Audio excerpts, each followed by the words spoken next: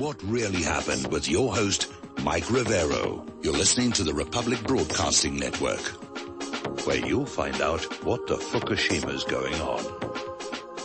All right, so we're live on the air here, and my apologies to our audience. We had a little bit of a snafu here where I was unable to connect from Oahu to RBN at the start of the show, but I'm here now. The show is live today. We're not going to hit you with another replay show. So we're just going to pick up right here as if this were the start of the show and try and get some news on out. Our phone lines are open, 800-313-9443. Dan is in our control room doing heroic service, getting us back connected and running on up. So be nice to him when you call on in. And again, it's October 18th, 2017, hump day, middle of the weekday. Let's just get into the news. There's a lot of stuff going on here. Something that we have been talking about here in the independent media for months now has finally broken through to the corporate media, at least some of them. Fox News ran with this story, and it has to do with that Uranium One deal and the huge amount of money that the Clinton Foundation got from the Russian players in this deal, which saw Russia acquire control of 20% of America's uranium ore. And when the story first broke, of course, everybody was saying, oh, it's ridiculous, it's nonsense, you know, we got to focus on Trump and Russia collusion and Hillary stuff. But the story now has legs because apparently it has come on out that the FBI had detected this corruption and bribery was going on even before the deal was finalized. And apparently they were put under pressure to keep it quiet. One of their confidential informants was literally threatened by the Obama White House to stay silent about it, and now, of course, it's exploding into a huge scandal. And unlike all these so-called scandals about Donald Trump, and by the way, they were out there again. Dianne Feinstein's out there still trying to sell, you know, Trump and Russia colluded to steal that election from Empress Hillary. This scandal has legs because there's tons and tons of documentation on it. We know the deal certainly happened. We know that the Russian money certainly went into the Clinton Foundation. The paper trail is very, very solid. And so basically federal agents used a confidential U.S. witness working inside the Russian nuclear industry to gather these financial records, make secret recordings, and intercept emails. Now, here's where it gets interesting. The FBI buried all of this information. They buried it. After all, it's an election year. Can't go up against the bosses, can we? And apparently, the Obama administration did next to nothing with the evidence the FBI gathered, and FBI officials from 2009 to 2015, including Robert Mueller, James Comey, Rod Rosenstein, and Andrew McCabe, were all involved. We'll be right back. Aloha, America. Welcome back to our show here, and trying to get things back on track here. Meanwhile, my printer is nagging me, you know, about ink cartridges, and I just replaced them all. Oh, man. Sometimes I feel like the technology is just ganging up on me. Late at night, all my electronic devices gather in a circle and say bad things about me. Anyway, getting on back to the real word here. So we're talking about how the Uranium One story is starting to break into the mainstream, or what we used to call the mainstream. Actually, we're the mainstream now. We had it first. But it's Fox News carried it. Sean Hannity did a big segment on it. And now, all of a sudden, it looks like there are going to be at least the pretext of an investigation. And the backlash may, in fact, take out some other high-profile individuals, including Robert Mueller, who was at the FBI when all of this evidence of bribery and corruption involving Russia was being suppressed. So we're seeing all these other stories coming on out, and it is heading into the corporate world where apparently FBI documents show the agency was investigating these Russian kickbacks of up to $145 million paid to the Clinton Foundation in a scheme to gain control over U.S. uranium reserves. And the Obama administration did next to nothing with the evidence, and FBI officials from 2009 through 2015, including Robert Mueller, James Comey, Rod Rosenstein, and Andrew McCabe, were all involved. And whatever jobs they have now, they need to be fired and investigated. Now, obviously, Hillary Clinton right now is not sleeping very well, and she's out there trying to distract everybody from this uranium-1 scandal. It's now exploding. She's right in the middle of it. And so she's out there. Pay no attention to the radioactive Russians. It's over here. It's Trump. It's evil. Trump is just like Harvey Weinstein. They're both perverts. You got to pay attention to that. You're all shocked about Harvey Weinstein. You should be shocked about Donald Trump. Well, we're not, because we went through that sexual assault rigmarole during the election and it didn't pan out.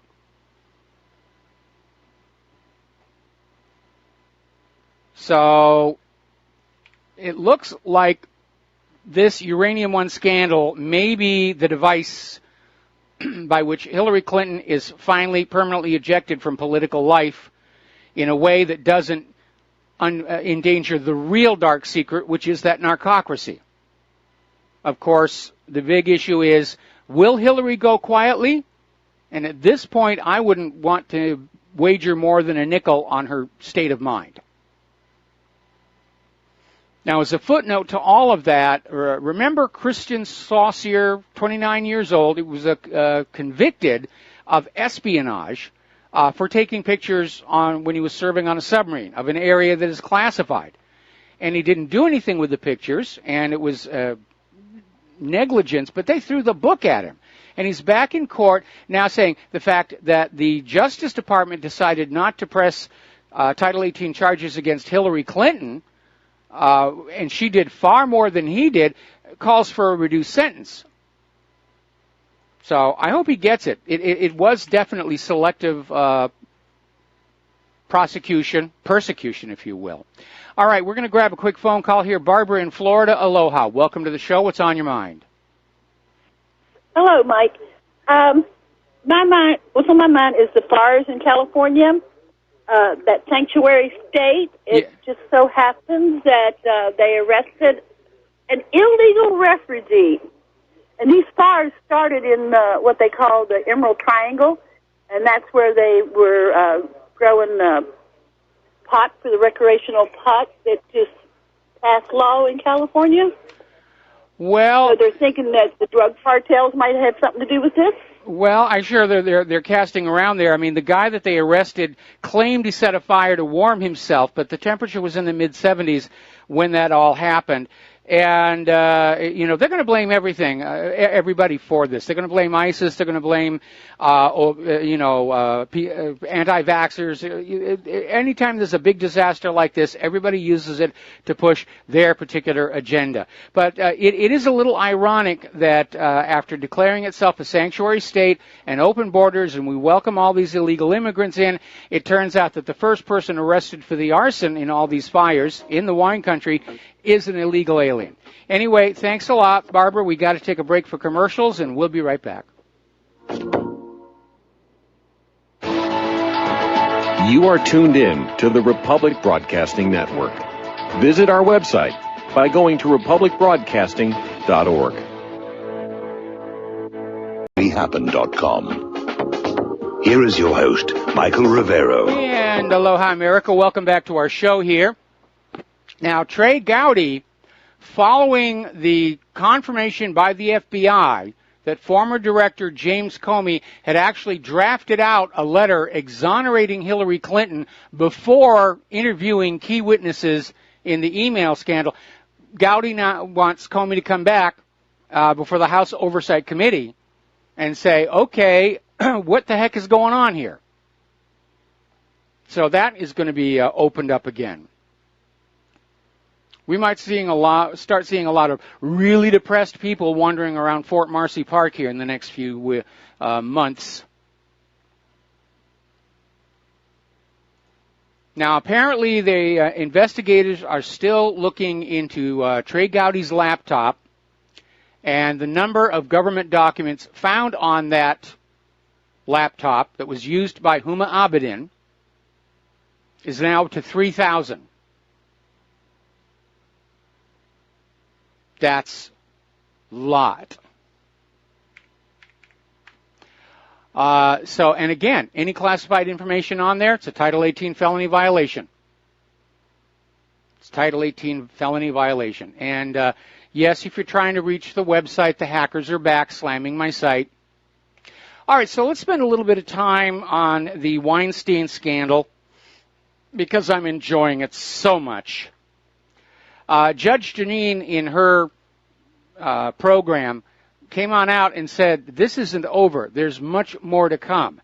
And it's moving beyond taking advantage of young lovelies by elderly producers into the pedophile domain. And that some of that dirt is going to start coming on out. And that's going to be a vindication for Corey Feldman, who tried to go public on this a few years ago and was just crucified by the corporate media. And how dare you say that things like that would be going on? And yet we know that that stuff goes on all the time. You know, when you're working on a movie set, you actually have a lot of time to just sit and talk with your coworkers while shots are being set up. The only time you stop talking is when they call for silence and they're going to run the camera and the microphones. The rest of the time, everybody's passing gossip. You know, where's the next possible job? Who's seeing who? Who's hot? Who's not? And that intelligence is an important aspect of moving your career forward. So in Hollywood, it's really hard to keep these things secret. And the attitude has always been, it stays in Hollywood, but it's going to be all over Hollywood. And that's why everybody knows what's going on. Now, apparently, do you remember the girl band, the Pussycat Dolls? And one of their singers, Kaya Jones, who quit after just 3 years with the group, was talking about how record executives were constantly assaulting her. And, of course, they were dressed very sexy and very young. And she's actually described the Pussycat Dolls as more of a prostitution ring than pop group, which has angered the current members of the group. And there's a little bit of vitriol going on over there. I'm sorry to be distracted, but there's a lot of things going on between finding out what's happened at RBN and taking care of my service and the rest. Now, Rob Schneider says he was sexually harassed by a director, that Weinstein's not the only one out there, and yes, there are a lot of gay producers and directors who will hit on the young available men. That's the other side of the coin. And Rob Schneider is saying, you know, Weinstein is no lone wolf, that it is an epidemic throughout the Hollywood industry. Above the lines get very, very aggressive sexually. And you have people like Gwyneth Paltrow, Angelina Jolie, Ashley Judd, McGowan, Weinstein. These are coming to a and who had all these young ladies come on in and strip down and do a lineup for a casting session. And they get away with that stuff. All right, let's take a phone call. Peter in Los Angeles, aloha. Welcome to the show. What's on your mind? Hey, Mike, I saw on your website about, I don't know, a week ago or something, where Harvey Weinstein was discussing how he was an Israeli, and there was a little clip, he was an Israeli in his heart and mind. Yes. And he is producing the Leon Uris novel, Mila 18, about the Warsaw Ghetto uprising, and talking and being interviewed and talking about this is about Jews with guns and how it's the birth of the modern Israeli who fights back and resists and all that sort of thing. And then I saw another article also on your site about, and it was Harvey Weinstein talking about how he wanted to go to sexual addiction clinic in Arizona, and that he also was going to devote his full time to taking on the NRA and gun control. Mike, you there? Yeah, I'm here. I know the phone line for some reason is cutting in and out, in line with the deteriorating infrastructure of the entire country. First of all, I don't think the NRA's got much to worry about because Weinstein has shot his own credibility. Nobody's going to be listening to him. He's gone. He might as well take his money and retire and live out his life in some place where there are no child sex laws like Thailand. As far as the sex addiction clinic, I'm sorry, I'm not buying that. Yes, we are all driven to have sex. It is our most powerful drive that we have, because that's the whole point of reproducing and perpetuating the species. But for somebody to claim they're a sex addict, they're trying to play victim. No, you're not a sex addict. You just showed poor judgment. That's like totally somebody. Agree with you, Mike. That's like somebody who's arrested for pickpocketing, saying, "Well, I'm really a watch addict. I have an addiction to watches, and I'm going to go to a clinic if you don't throw me in jail." I mean, that's how silly this whole thing is. Well, I wanted to point out the hypocrisy of him. By the way, he produced Hateful Eight, and I believe Inglorious Bastards, and talking about how he's into Jews with guns. Just nobody else can have them. Yeah. Oh, yeah, that's definitely the message coming on out there. I mean, a lot of his films, especially the ones by Quentin Tarantino, they got plenty of guns. Right, that's right, and it's okay again for Israel to have them and Jews with guns, but he'll take on the NRA and make sure that we don't have that right. So whatever. That's the point I wanted to make. Well, again, like I said, I don't think the NRA has anything to worry about, because Weinstein's credibility is gone. Nobody is going to be able to look at him or hear him without thinking about, all those women that he assaulted. And I don't care if he's going to a clinic or not. He's being charged with rape, which means he may be going to jail, and he deserves to be there. So his Mike, yes? I'm sorry, go ahead. Well, who owns Facebook, by the way? Is that Zuckerberg? Yeah. No, wait a minute. That's doesn't he own Google? I don't know, but wasn't Rose McGowan taken off Facebook? Yes. And then reinstated? I just wanted to know who owned it and who controls that. I think that was actually Twitter.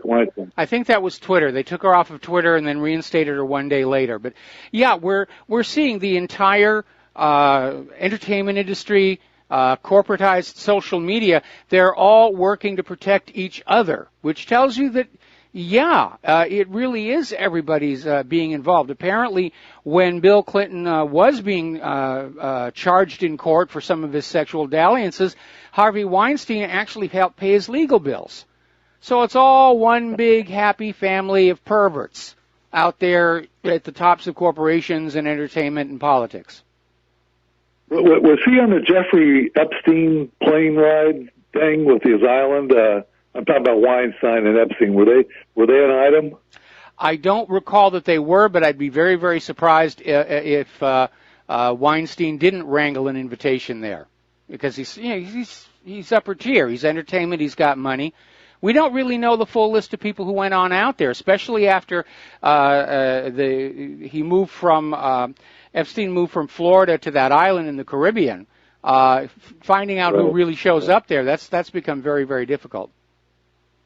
Right, Alan Dershowitz and Prince Andrew. Yes, and Bill Clinton. Yeah. Well, I just wanted to make that point, Mike. Thanks. I love these Weinstein stories. He sure deserves to go down hard. Yes, he does. And there are a lot of people in Hollywood and even out of Hollywood who know this stuff is going on, and there's that intense feeling of, again, the double standard. They all claim to be liberals. They're in favor of women's rights, believe the accusers. And yet when somebody accuses one of them, they all pull together and try and destroy that person. Hillary did it to the accusers of Bill Clinton. And Weinstein's lawyers are already saying that's going to be how they're going to defend against all these allegations. They're going to destroy the reputations of the accusers. And everybody sees what's going on, and we're sick and tired of living in a world that operates like that. And so, there's a lot of people who want to see Weinstein come on down hard. And for myself, like I said, it's a moment of joy for me because of how I got treated in Hollywood all the way back in 1994 for trying to report I discovered evidence of a murder. See something, say something. You've probably heard that phrase somewhere before. And I saw something, and I said something, and I lost my career in Hollywood. And so, yeah, I'm enjoying this moment of seeing these liberals in Hollywood come crashing down. I'm right there with you, Mike. Keep them coming, man. All right, thank you, man. All right, thanks an awful lot. We're going to let you go here. Now, I mentioned Quentin Tarantino before, and both he and Michael Moore may actually be derailed on their current projects because of the Weinstein sex scandal, because the Weinstein Company owns the rights to Moore's upcoming anti-Trump documentary Fahrenheit 11/9, which is trying to build on Moore's previous success, Fahrenheit 9/11. And without the Weinstein Company's financial backing, the film could fizzle out, as so many of Moore's recent documentaries have done anyway. And Quentin Tarantino was on the verge of doing a movie about the Manson killings, and now the funding for that may dry up. So we'll see what's going to happen over there. A lot of people are being hurt by this. There's no question about it. A lot of people are being hurt by this. But that doesn't justify allowing it to perpetuate. Interesting article on that same topic over at blacklistednews.com. The United States of Weinstein. Complicity, greed, and corruption is the status quo. And they're talking about how, as a major gatekeeper in Hollywood, Weinstein could make or break careers with absurd ease. Now, I'm kind of old-fashioned. I like the idea of a meritocracy, but it's clear the United States does not operate like that. It's the backroom deal. It's the favor. It's the looking the other way when crimes are committed, whether it's drug smuggling, sexual abuse of children, or rape of adults.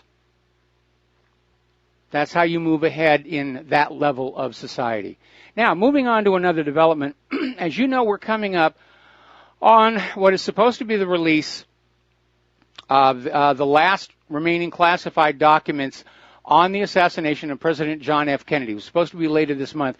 The CIA has come on out urging President Trump to delay the release of these 3,000 never-before-seen documents, saying it's just going to get the conspiracy theory people just wound up again, and who needs to go through that?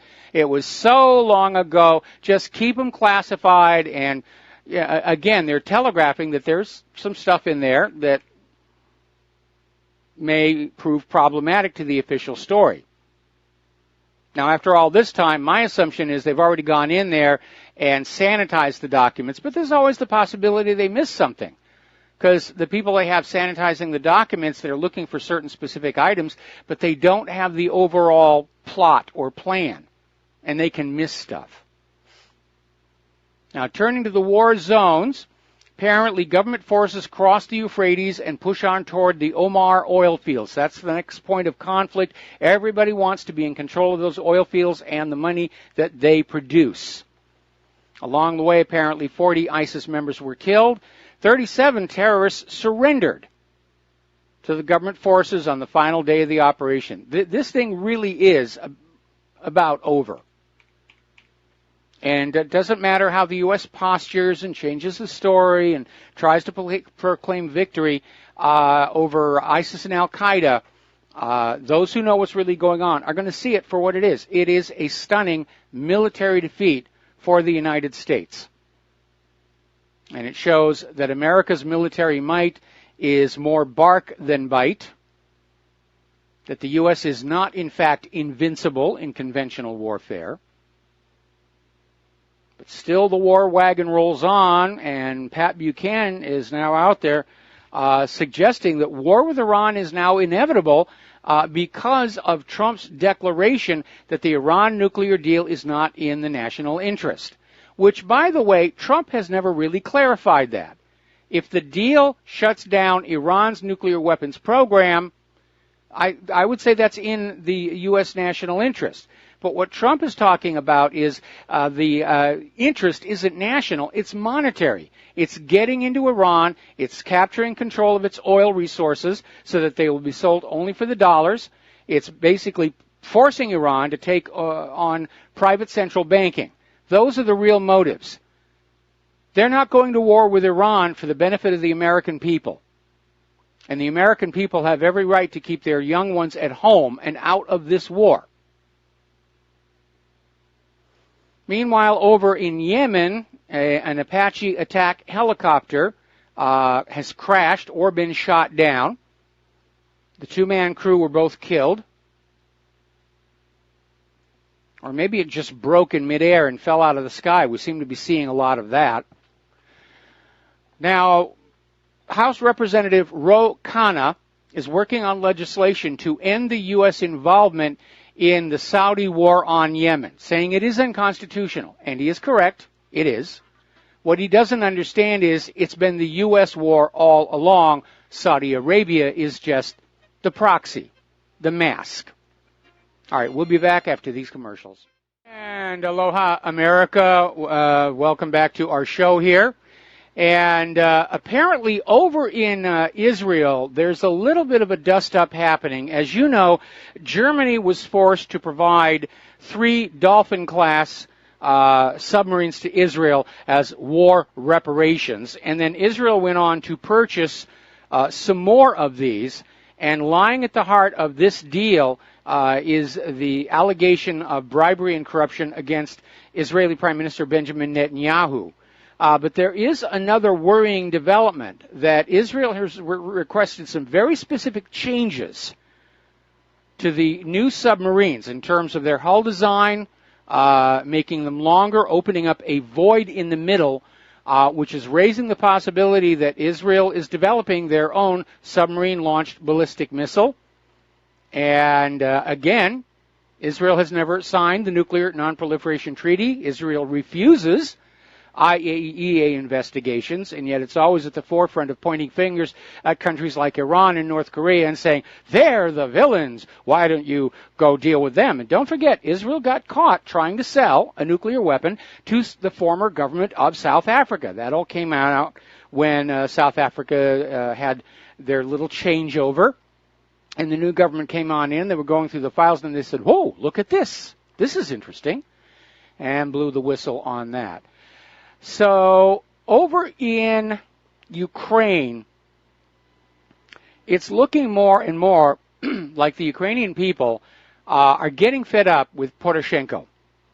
In fact, Saakashvili led an anti-government rally in Kiev around the main parliament building, about 3,000 people, and they were chanting slogans against Poroshenko, called on him to resign in the face of the growing economic problems in Ukraine, because it has become very, very difficult for the people living there, because like any other country involved in war, they're on a wartime economy, and all the available money is spent on that war.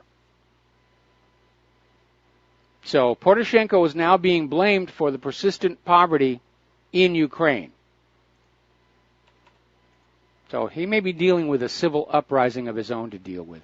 Now, getting on over to North Korea, the U.S., South Korea are still having their naval exercises. So far, North Korea has not done anything. It's stayed quiet, no missile launches, no nuclear bombs. But I do wish they'd stop flapping their yap, because apparently a North Korean official reportedly told CNN, or maybe CNN just made this up, that diplomacy to end the current crisis is off the table until the Democratic People's Republic of Korea can counter U.S. aggression. And they're saying that their bellwether for that is having a missile that can reliably hit the U.S. East Coast and urban centers like Washington, D.C. and New York City, which tells us that they still haven't got all the bugs out of the Taepodong 2, which has the range to do just that. But they do have a sad history of blowing up during staging and going off course rather wildly, so they got to work that out. All right, we're going to take a break for station identification. We'll be right back. And aloha, America. Welcome back to our show. Hour number 2. The phone lines are open, 800-313-9443. Dan is sitting in our control room, twiddling the dials, keeping us out of trouble, and ready to answer your phone call when you call on in here. We're talking about the various wars in the war zone. And apparently, early this week, the U.S. Army released their Training and Doctrine Command Manual, or TRADOC. And it basically shows a new strategy for how U.S. ground forces will operate, fight, and campaign successfully across multiple domains, space, cyberspace, air, land, maritime, against all enemies in the 2025 to 2040 timeframe. In other words, they're preparing for hybrid wars for decades to come. Remember, in the 1990s, the Project for the New American Century, their stated goal was 100 years of unending war by the United States to bring the war under the U.S. control. Looks like the neocons are still out there pushing this thing. But the new strategy under TRADOC calls for super-empowered individuals and smaller groups who are mobile and can simultaneously fight in every domain of warfare. Which sounds grandiose. It almost sounds like they're trying to create the multi-role soldier, just like we have multi-role aircraft, which generally don't work too well. Okay, let's take a look now at the economic news. We're getting more and more signals from organizations like Goldcorp that silver bullion prices are set to soar. Silver's actually been dollar for dollar outperforming gold for quite a long time now. Gold is being manipulated. Gold is being held down to discourage people from abandoning their paper equities and getting into gold. But silver hasn't caught their attention, and silver has done very, very well. And the per ounce price of silver futures as of Friday was $17.41, and analysts say it's poised for a big climb, particularly as the gold to silver ratio stands well above historical averages. Silver is definitely undervalued compared to gold, and that's why everybody thinks that's going to be taking off right now. A little bit of concern here, and again, this comes out of Donald Trump refusing to recertify the P5+1 Iran agreement, and now talking about simply walking away from it, which has sent a message to the rest of the world. The American government is dishonest. They don't keep their promises. And we'd already seen that many times before. We saw it in Libya. Surrender your nuclear weapons. We promise we won't invade. Libya gave up their nuclear weapons program. They got invaded. Same thing in Iraq. Give up your chemical weapons. We promise we won't invade. Iraq gave up the chemical weapons. The U.S. invaded. Same thing in Syria. Give up your sarin gas. We won't invade. They got invaded. And now they're getting ready to do the same thing to Iran. Well, this awareness of the untrustworthiness of the U.S. government is now having repercussions in the global economic environment, where more and more countries are saying that using the U.S. dollar as a reserve currency is foolish, because you can't know what it's really worth, if it has any worth, because it's all based on wishful thinking and the true faith and security of the U.S. government, which doesn't have any. And the awareness that basically using the U.S. dollar as a global currency has never been run as a fair system by the United States. They took advantage of it for profit, to dominate other countries, and that's why so many countries are throwing off the dollar system, with Russia and China leading the way, which is why Russia and China are now being demonized in advance of a war to bring them back under the U.S.-dominated system. And unfortunately, the attitude that seems to be coming out of Washington, D.C. and the Pentagon is, yeah, we realize we might lose this one, but we're going to give it a go anyway. Because after all, it's not my kid. Apparently, over in Chicago, Alderman Edward Burke wants to end the war on cash. And he's basically authored an ordinance which he submitted at last week's City Council meeting to ban Chicago businesses from banning cash. And I think that really is a very, very good idea. And as I mentioned before, if you're not allowed to have cash, you're dependent on the banks, you're dependent upon the banking systems. And we had an event down here at the local Safeway where that electronic system that took credit cards, debit cards, EBT cards, all of it, it went down. We don't know if it was the internet went down or their local server went down, but we had a store full of people holding plastic cards that couldn't get to their money to pay for their groceries. They had to leave them behind. Only the people who had cash were able to walk out of that market with their purchases. We're going to take a moment here to do a shout out to our on-air affiliates who are just now rejoining our network. Now, as you know, another piece of fallout from our foreign policy is that more and more countries are starting to not want to do business with American companies, and they're going elsewhere.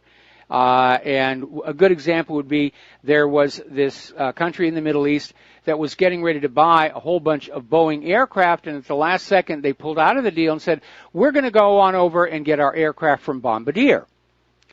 Well, Boeing decided, well, to heck with you, we'll just acquire Bombardier. And all of a sudden, Airbus has come on in, and they're making a play for Bombardier. So Trump's foreign policy, or the neocon foreign policy, to be honest, it's harming us all. It's harming our businesses. They're literally sacrificing the entire country, all of its wealth and all of its people, for their dreams of glory. And again, if they're so anxious to have a war with Russia and China, I say we give them all parachutes, fly over Russia and China, and just kick them on out. Say so long and have fun. You thought this was a good idea? Prove it to us.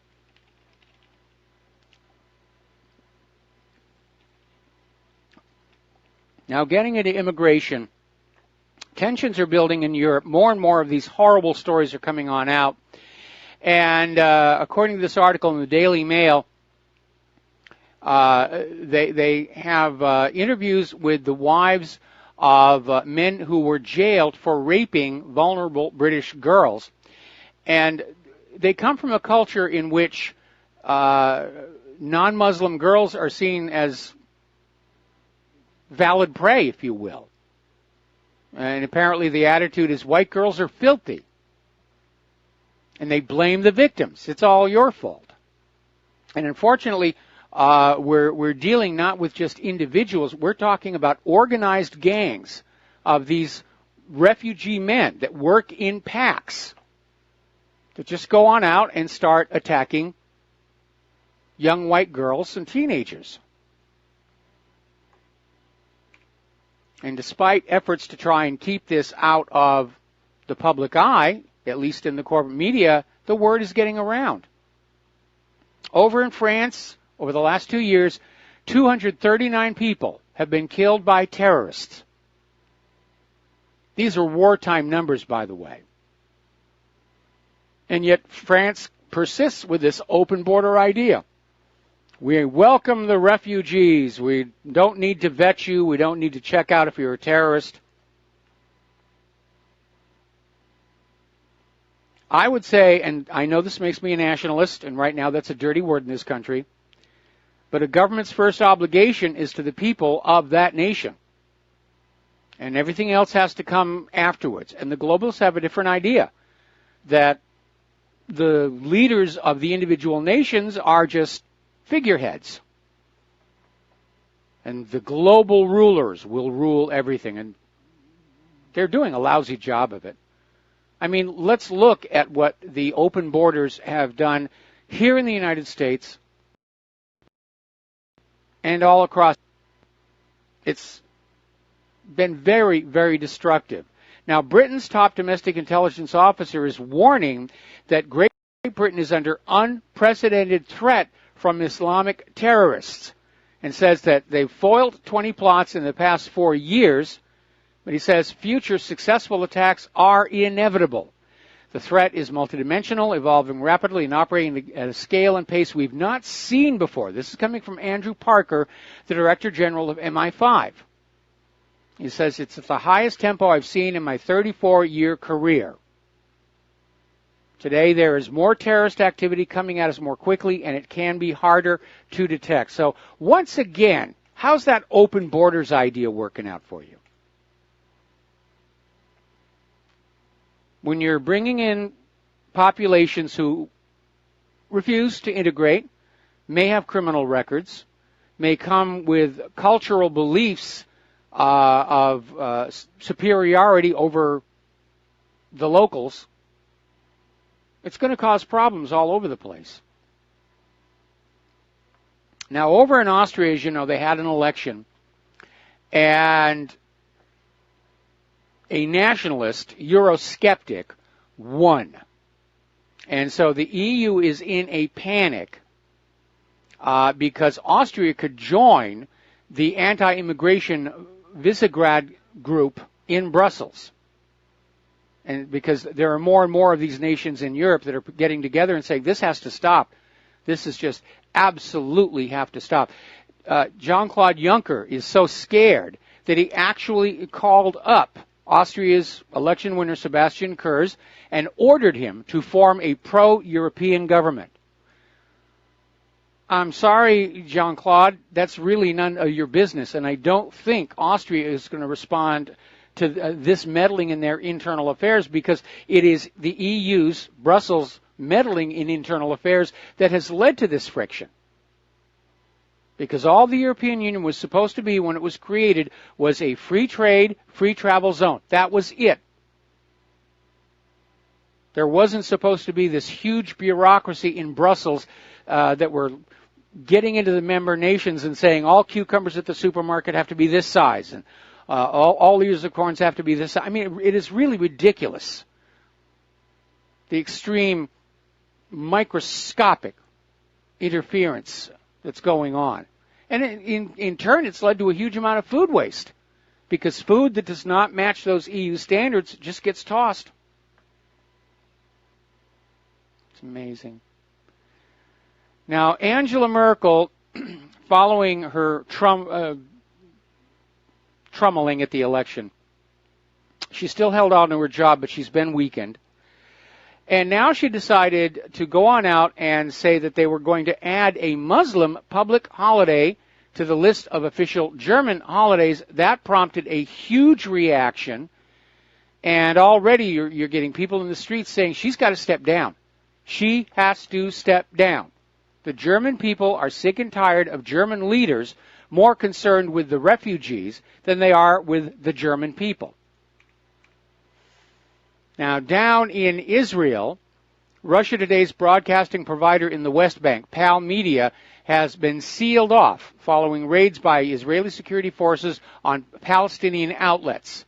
And the raids led to the closure of some broadcasting stations suspected of inciting terrorism.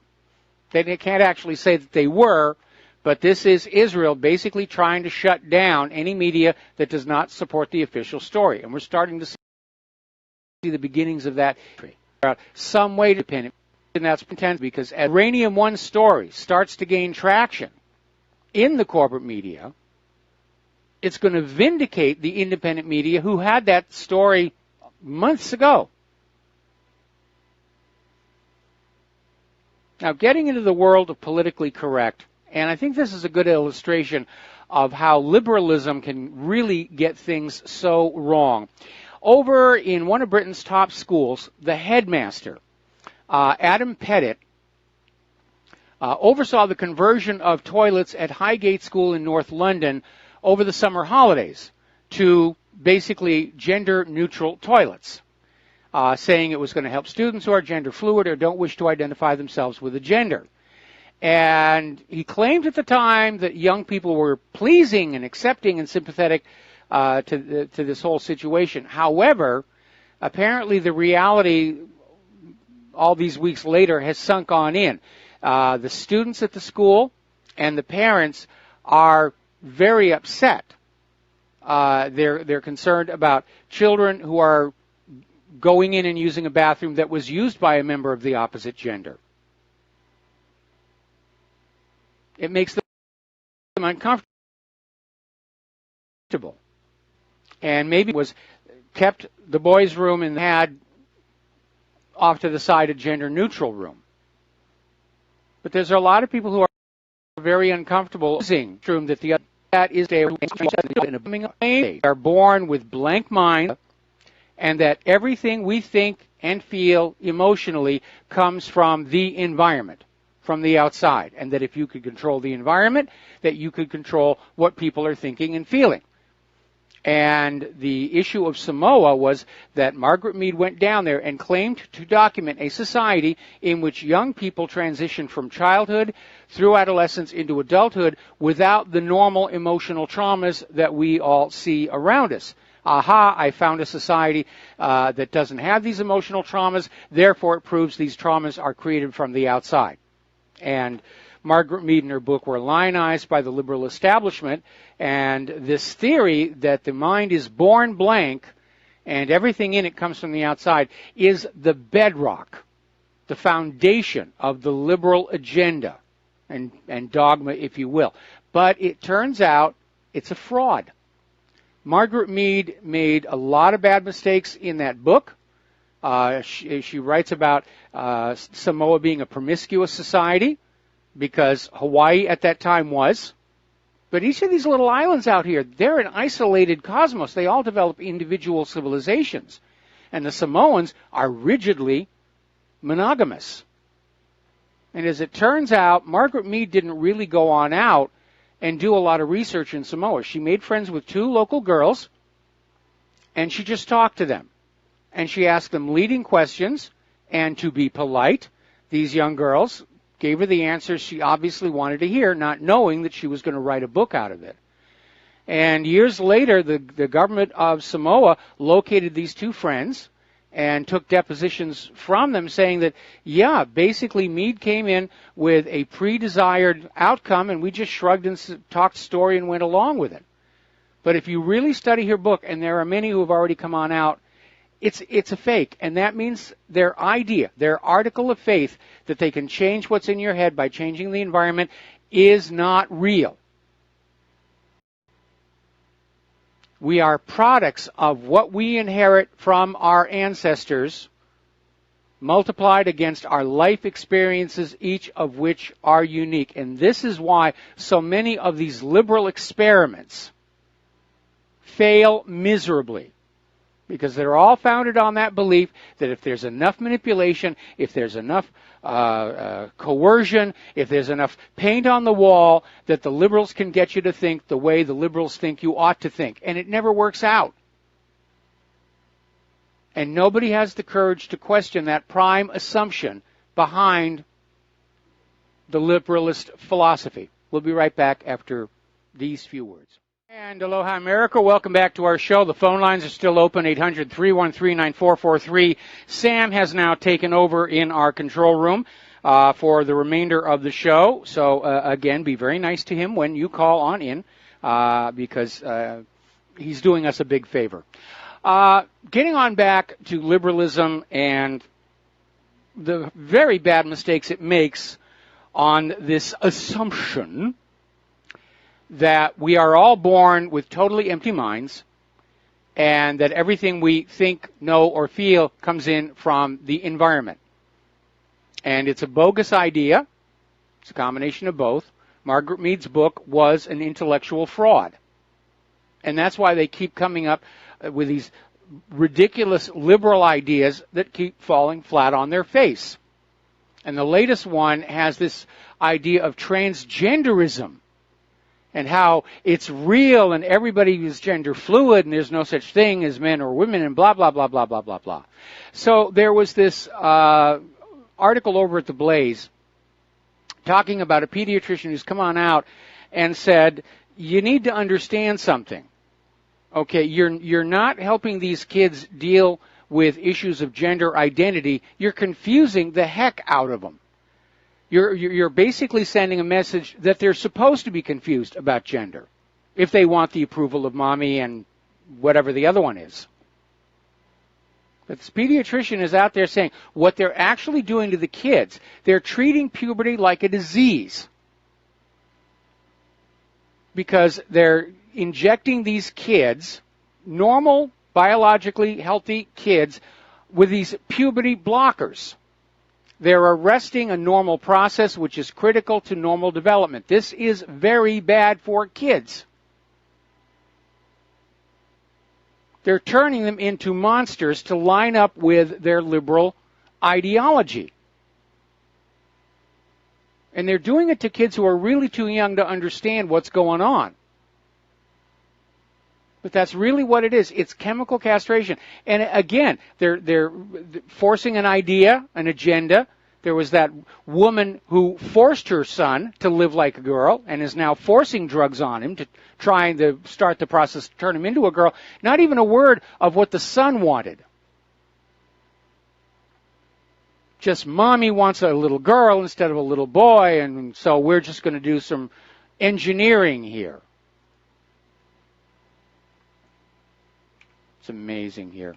All right, a little bit of good news. If you live in Los Angeles, look up in the sky. It's a bird. It's a plane. It's a drone. Apparently, the Los Angeles Police Department has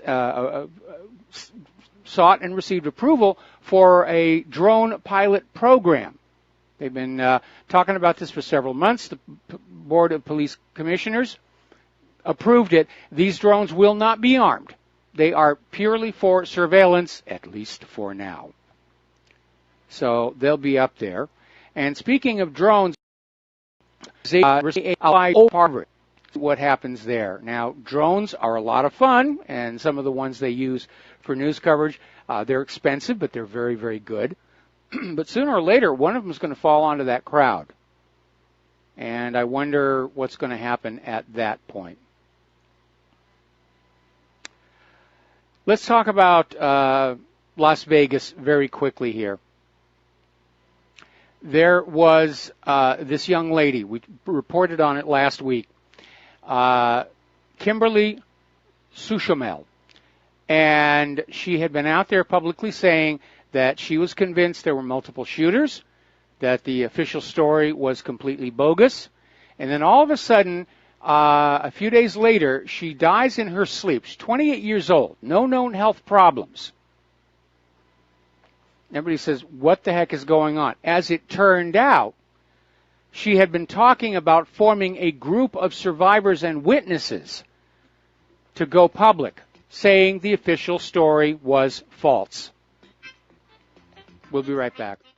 Aloha, America. Welcome back to our show here, and we're going to go right to the telephones here. Richard in Alabama, aloha. Welcome to the show. What's on your mind?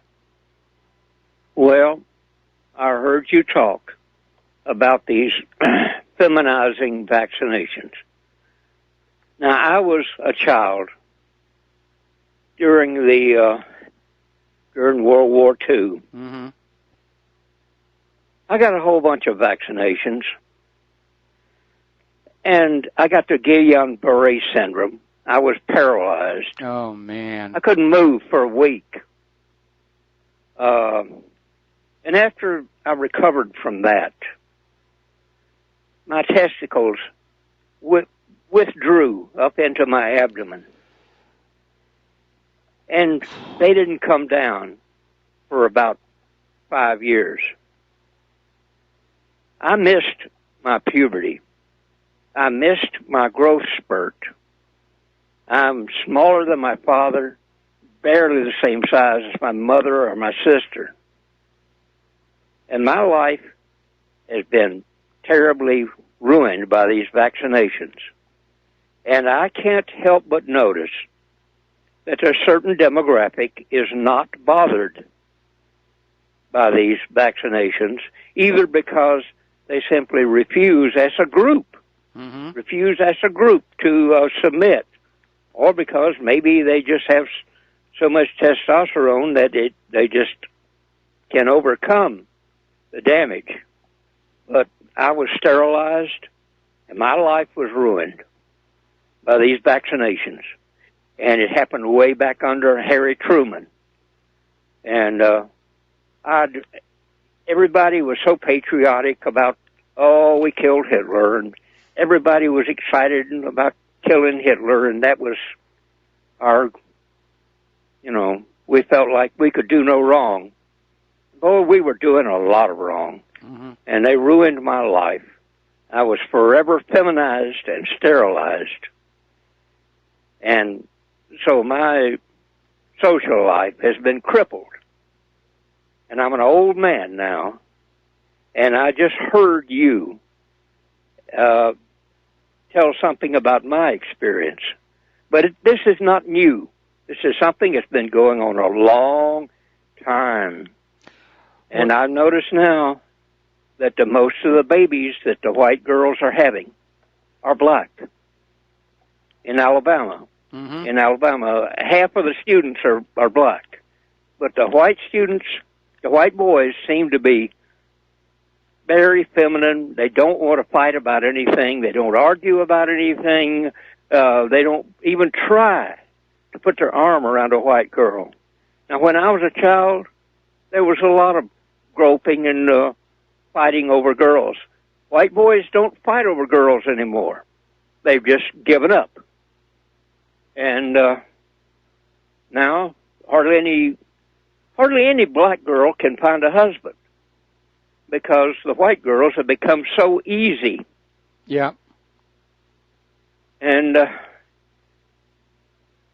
oh well, I don't know what else I can say.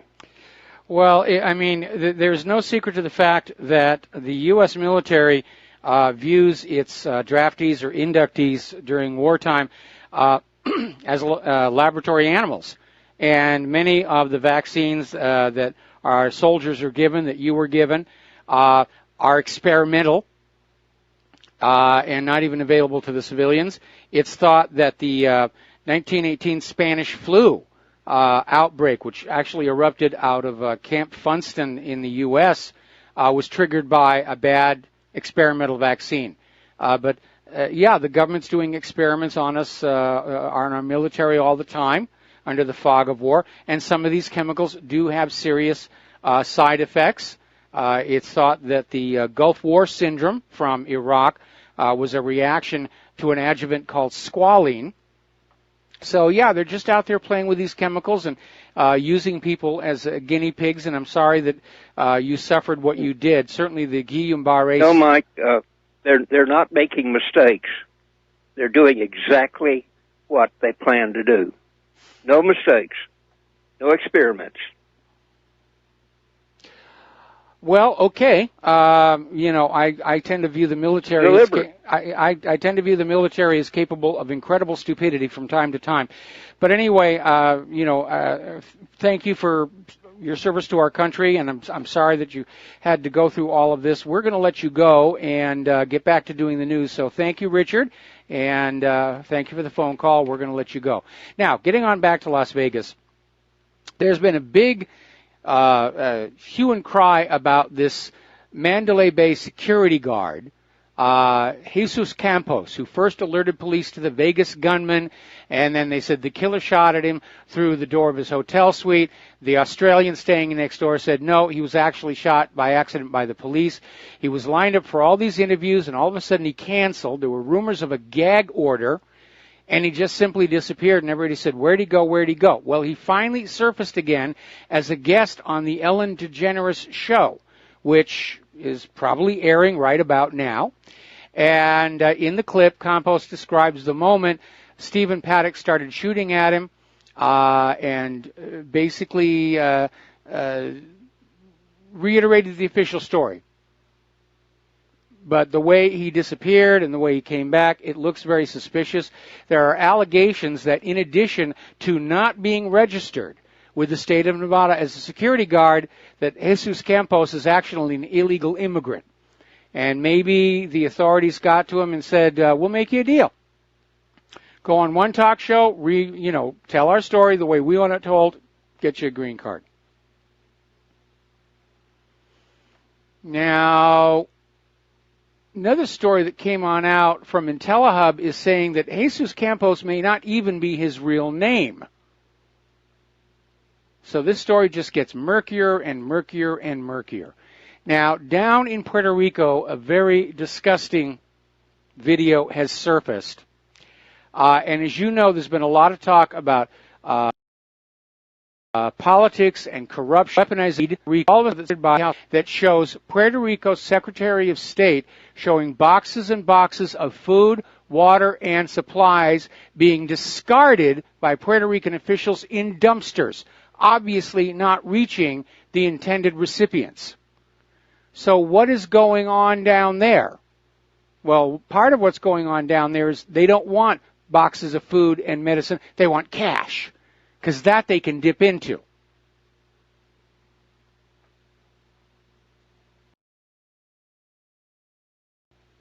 Ricans need, other than their current political leadership, they need somebody with humanity to be out there. Over in San Diego, their hepatitis A outbreak has now reached 19. And it's a one-person increase over last week. That's the number of deaths here. The case counts increased from 490 to 507, according to the County Health and Human Services Agency. And it is primarily emerging among the region's homeless and drug-using population. We already know it's reached Angeles area show up very quick. The homeless are living the lives of the hobos, and it looks like we've got another problem with Skype, not getting our signal. Let me look at this real quick. Skype has just been really, really terrible over the last few days. And no, it says that it's okay right now. So we've got something else is going on. All right, let's see. Is that better? Oh, it's clearing up for now. All right, momentary glitch. Maybe the hamster tripped over in that little wire wheel thing. Now, here's another article that came on out. This is from Blacklisted News. Fraud, exploitation, and collusion. America's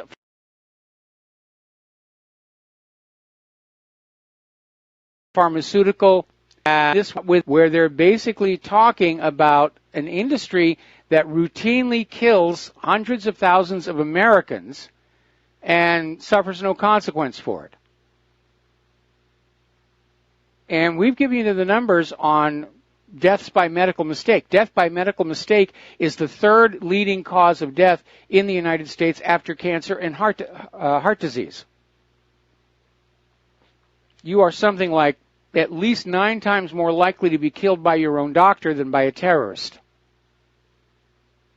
And they're trying to finally deal with it from this opioid pandemic, which has finally fired up the corporate media and the politicians and saying, yeah, this has gone too far. But 60 Minutes did this investigation, and what they found is that Congress and the drug companies worked together to cripple the DEA's ability to fight opioid abuse. And we're not talking about street heroin. We're talking about the opioids that are sold by those people in those clean white coats over there at the pharmacies. That's what we're talking about. And they just want to keep the business going. They want to keep the population addicted for the same reason the illegal drug dealers do. It's a steady revenue, steady income. So let's talk a little bit about computers, because there's a major problem there. Excuse me.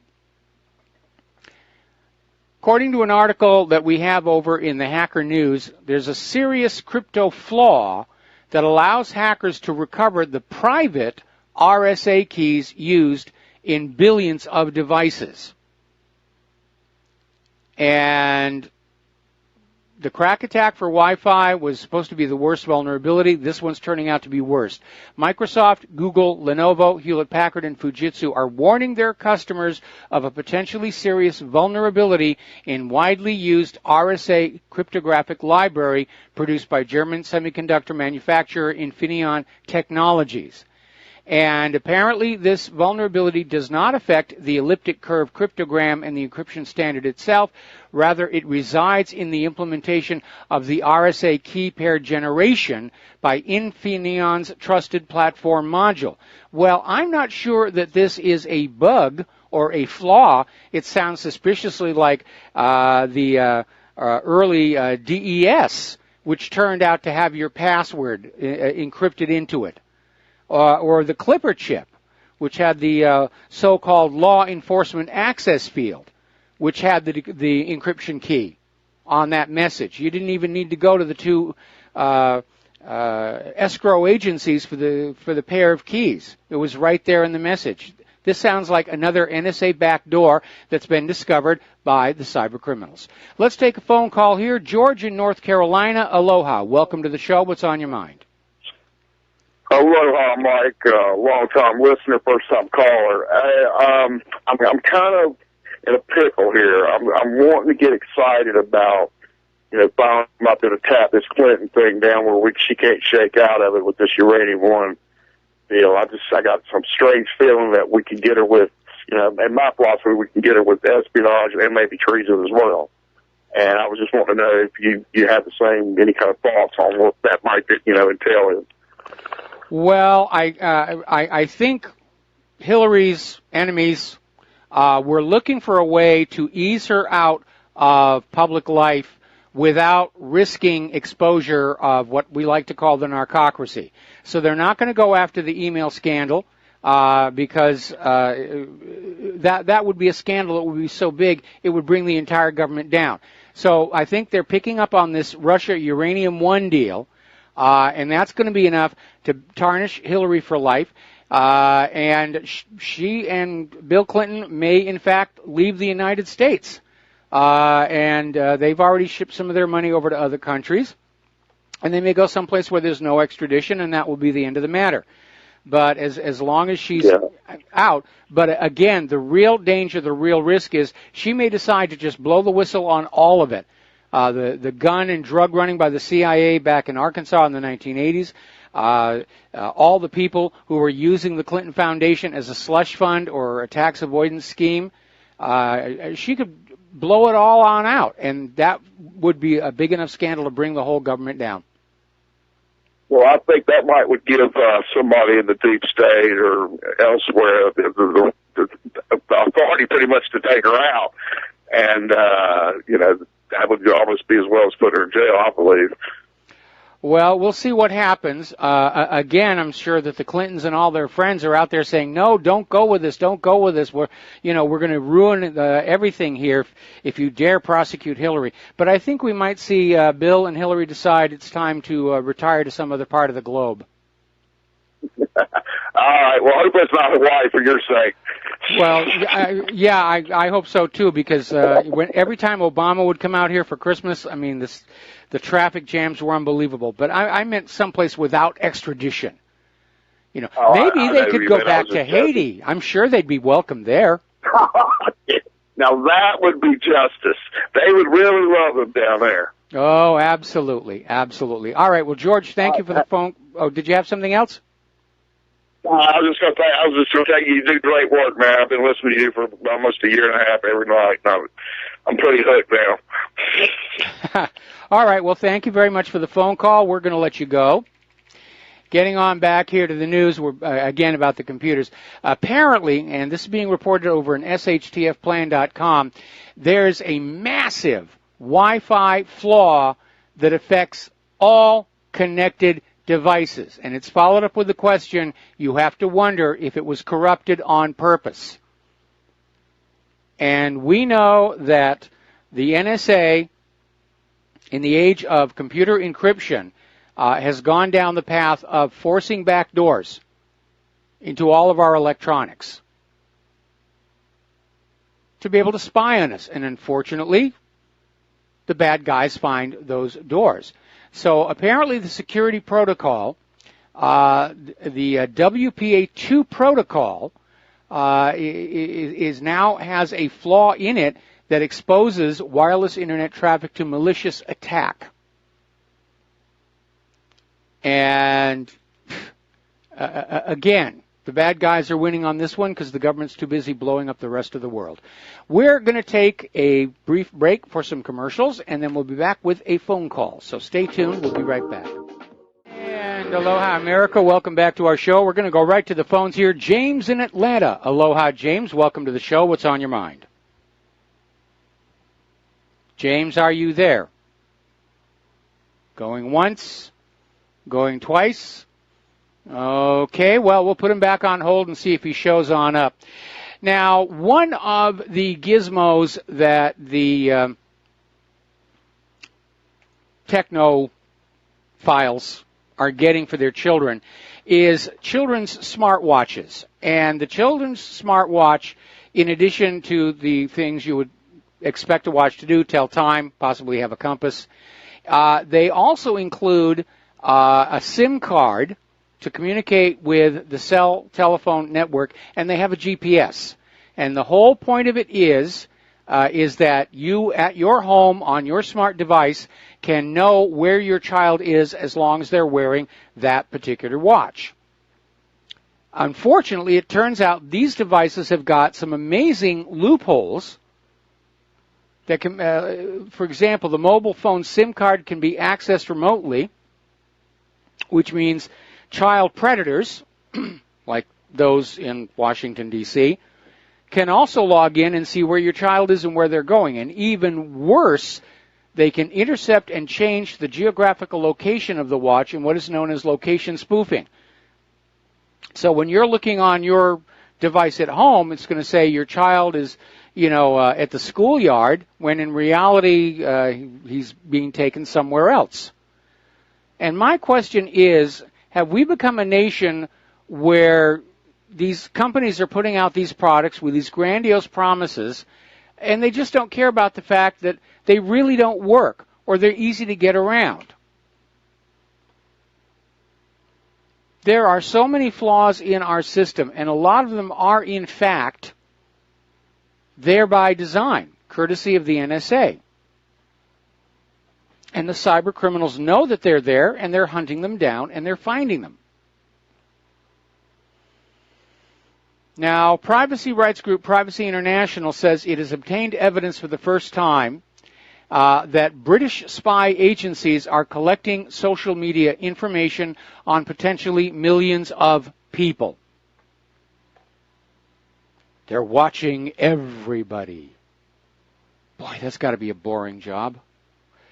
Did James in Atlanta ever get back on the phone? Hello, James, are you there? Mike, can you hear me? Yeah, there you are. Okay, good. We were having trouble connecting with you. What's going on? I wanted to ask you, you were talking about Las Vegas, about Howard Hughes, if you'd ever done any research or you could recommend any books. There may be some people that listen to the show that may not even know who we're talking about, but he had kind of an interesting life. Oh, yes, he did. Obviously, I never met the man myself, but one of the early CGI companies I worked with was just down the block from his original base of operations on Romaine Street in Hollywood. It was a gorgeous building. Used to walk past it all the time. Listen, James, don't hang up the phone. We're going to have to take a break for station identification, and I'm going to come right back to you after these few words. And aloha, America. Welcome back to the show. Hour number, it's hour number 3 already. How time flies. We're talking with James in Atlanta, and we're talking about Howard Hughes. And for those of you, I mean, most people have heard the name Howard Hughes. There was that movie portrayal of him by Leonardo DiCaprio, which was a little bit less than accurate. There have been a number of good books about his life. There have been a number of outright frauds. Everybody's trying to make money off this guy. But basically, he was born into money. His family had a machine tool business. And Hughes Tool and Die was the company that first came up with the drill bit with the rolling wheels at the end of it that would break through the rock without wearing out the drill. And they made a fortune with that. That was the cash cow. And Howard himself, when he inherited the fortune, he took it on over and he got into aviation and built some amazing aircraft, set some amazing flight records. The Spruce Goose used to be in Long Beach, California. Now it's at an aviation museum somewhere in Northern California. I did get to see it and sit inside it when it was in Long Beach. Now they use that dome as a movie set. After he got done with the aviation, he got into movies. And he produced a lot of movies, originally about famous dogfights and air battles and stuff. And he lived the high life. And then he became a recluse. Unfortunately, he had injured his back during a crash of one of his planes, and he got hooked on the painkillers, and they began to take a toll on him. Was that prescription medication, or does anybody know what he was actually consuming? As far as I know, it was just codeine, and it caused all kinds of other complications. But it was at that point that he basically moved out to Las Vegas to that penthouse on one of his hotels and just stayed there until he died. Well, he spent some time in the Bahamas for some reason, but he was also a big landowner in Hawaii and Las Vegas. Oh, yeah, he owned land all over the place. In the Bahamas, he actually had a home made out of the fuselage of an aircraft. And the wings were gone and everything, but it looked like it was an aircraft. But you'd go on board, and it was basically set up to be Howard Hughes' home away from home. Well, maybe his mental condition is kind of like some of these football players. Maybe his brain, he just got damaged in the airplane accident, so that's how they portrayed in the movie. Well, I know, but that really isn't accurate because there was nothing wrong with him mentally. He just got older and older and more infirm. But the medications that he were on really messed him up. What he injured in the plane crash was his back. Okay. All right, Mike. Thanks, and have a great day. All right. Thanks an awful lot. We're going to let you go. The phone lines are open, 800-313-9443. Getting on back to the world of computers, apparently their bug tracking database was hacked in 2013, and Microsoft kept that a secret. And we're starting to see this pattern where all of these companies are trying to hide the fact that they've been breached because it looks bad to the public. It opens the way for possible civil litigation. And in general, it's creating a public climate against that idea of shared information in the cloud. We want our information at home, under our own control, on a little portable flash drive, a little shirt pocket hard drive. I have one around here somewhere I was going to use as an illustration. We want our data under our control because of all these breaches. So, according to 5 former employees of Microsoft, interviewed separately by Reuters, the breached database had been poorly protected with access possible via little more than a password. Now, here's the issue. Why would somebody want to hack into a bug tracking database? Doesn't really sound like it's all that profitable thing to do. My guess is going to be that hackers wanted to read the bug reports to look for possible deficiencies and weaknesses they could exploit. Let's grab another phone call here from Don in Iowa. Aloha. Welcome to the show. What's on your mind? Hello, Mike. Howard Hughes was an interesting person. People, like your caller was saying, youngsters nowadays probably don't realize what he was such a multifaceted human being, especially there at the end when he was, that guys were coming out of the desert saying, yeah, I got his will. They wanted to know what happened to his will, but there was a song was written by John Hartford with something like this. Let me sing you a song about Vegas town and poor old Howard Hughes, locked up there in his hotel suite just trying to find his shoes. He's got a hell of a lot to lose. Poor old Howard Hughes and all of his blues. It's a pretty good song. Well, yeah, he was. You know, a lot of that time when he was locked up, well, he wasn't locked up. He could leave at any time he want. And apparently there was that one time when he did go walkabout and met that driver, or I think that the story turned out to be false. But Hughes actually did a lot of work for the CIA. It was Howard Hughes who designed that Glomar Explorer that went down and grabbed those pieces of a wrecked Russian submarine off the floor of the Pacific. Right, he was a multifaceted human being. He had the, like you said, the airplanes, the tools, a family fortune, and he had everything going for him. He had all the Hollywood starlets he wanted. He was handsome also and rich, and then he just kind of lost his marbles pretty much. He got doped up on pain meds, and he got old, and that happens to all of us. I mean, I'm not the whiz I was in my 30s. I know that for sure. Right, but we don't lock ourselves up into a hotel room with a bunch of Mormons taking care of us and grow our fingernails 3 feet long and all this kind of stuff. Well, I'm locked up in this room here in Hawaii with the lovely Lady Claire. Well, you got a maid then. No, absolutely not. She'd be very unhappy to hear that. Anyway, Dom, we're going to let you go. Thank you for the phone call. We're going to do a quick shout-out to our on-air affiliates who are just now rejoining the network, and we're going to go right back to the phones to James in Ohio. Aloha, James. Welcome to the show. What's on your mind?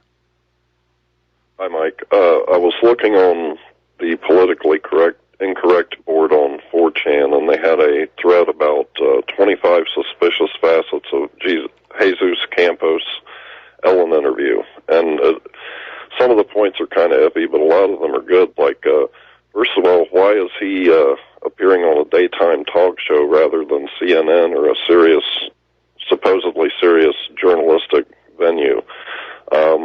His body language was hunched over.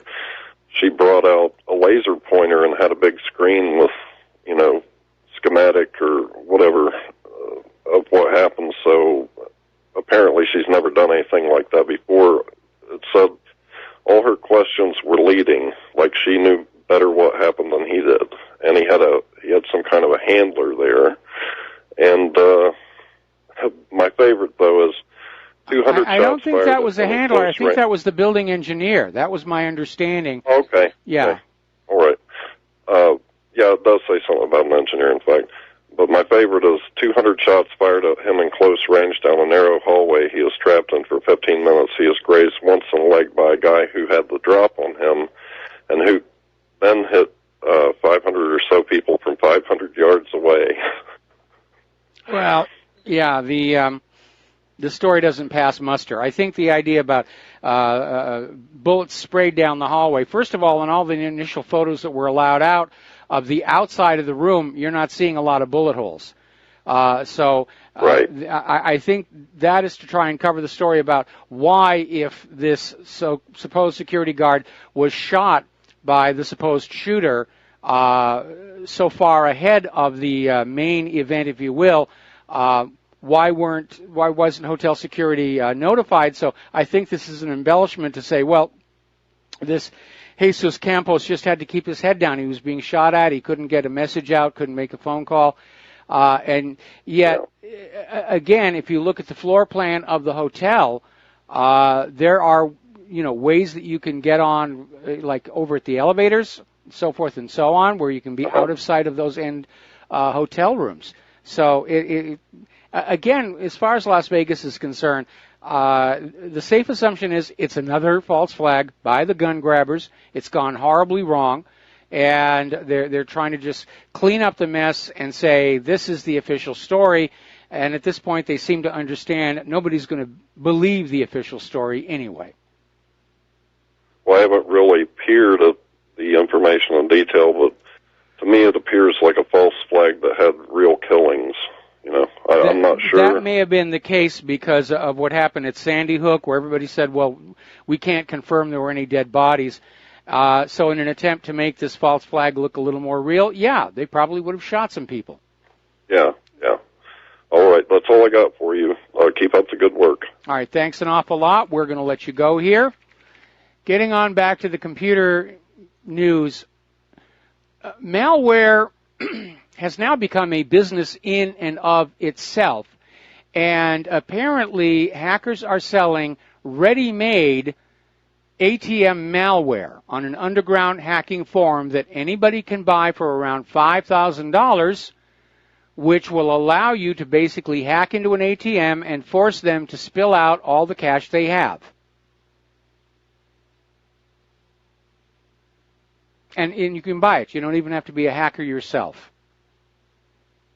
It's ridiculous how out of control this stuff really is.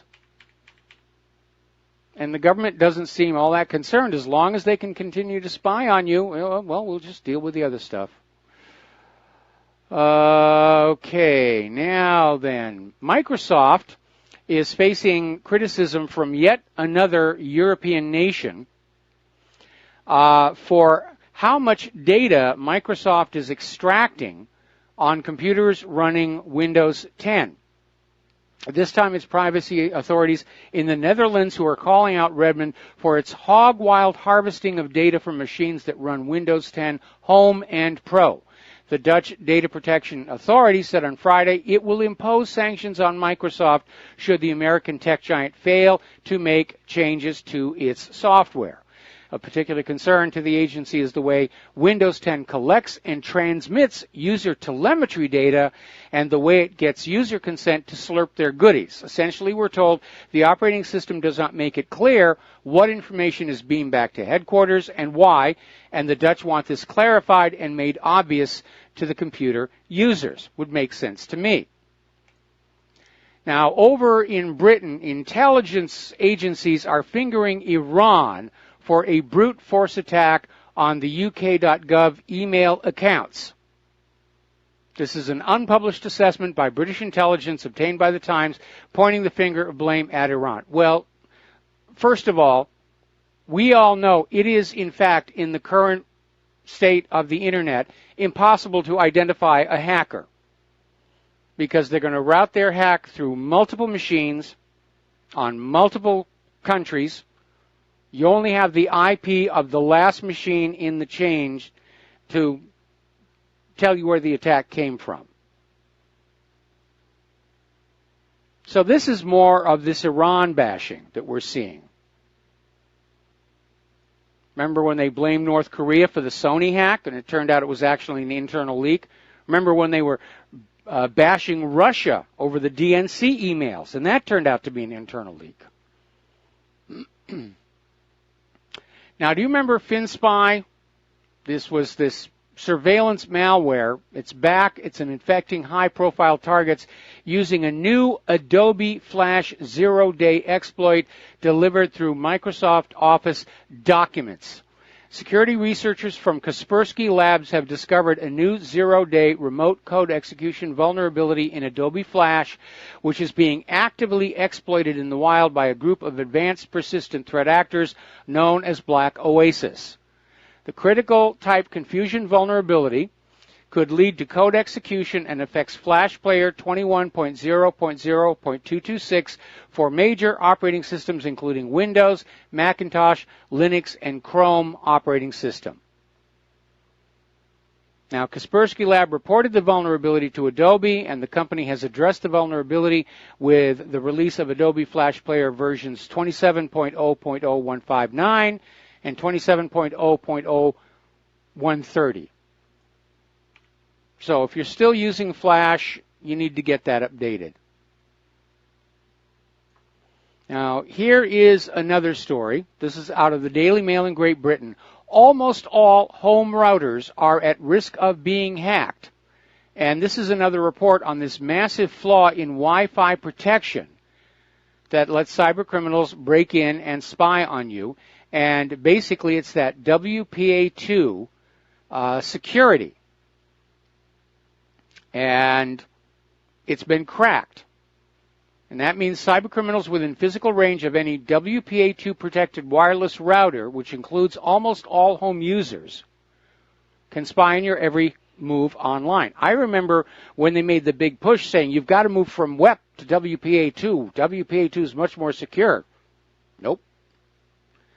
Hackers exploiting this move could get access from your smart devices, including baby monitors and internet-connected security cameras.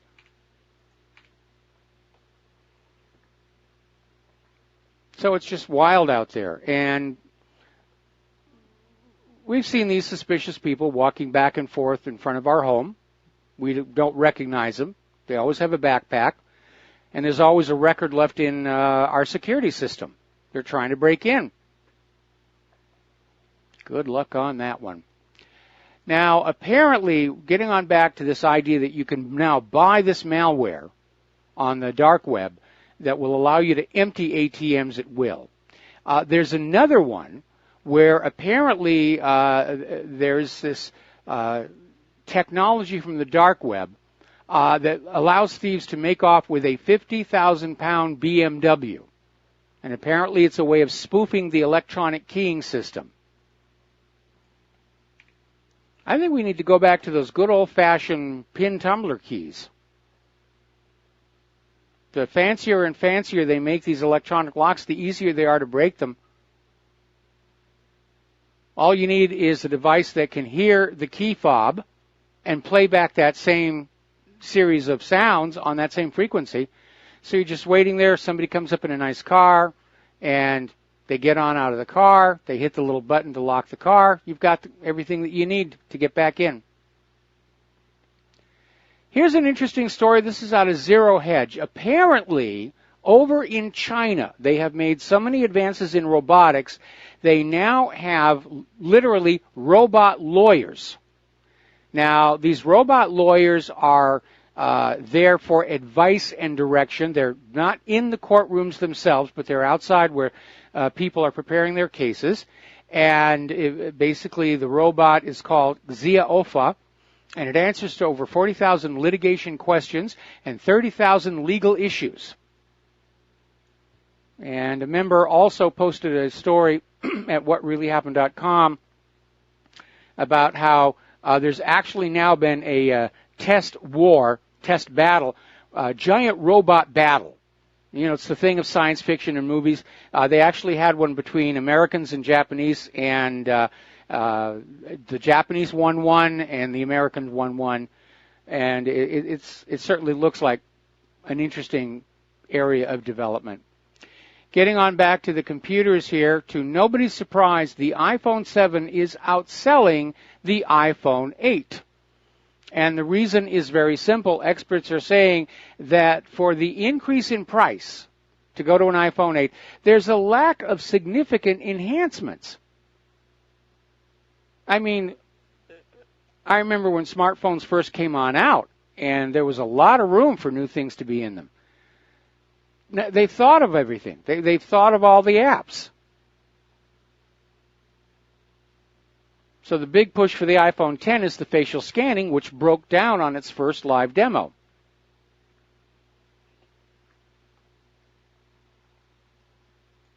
And people aren't going to buy the newest iPhone just because it's the newest iPhone. Our economy can't support that anymore.